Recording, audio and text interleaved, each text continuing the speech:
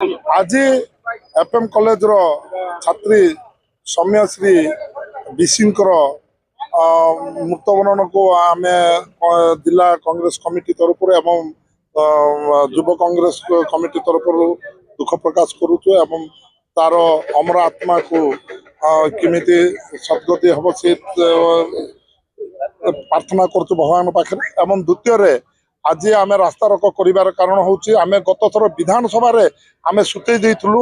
नारी एवं छात्र छात्री सुरक्षा ना बोलिकी एवं आमको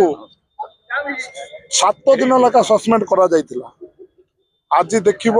निश्चित भाव में मोहन सरकार महिला को एवं छात्र छात्री को सुरक्षित नाए अब देखुव गोटे निरीह जीव आज आत्महत्या झीटी मरी जाइए तार न्याय न पाइक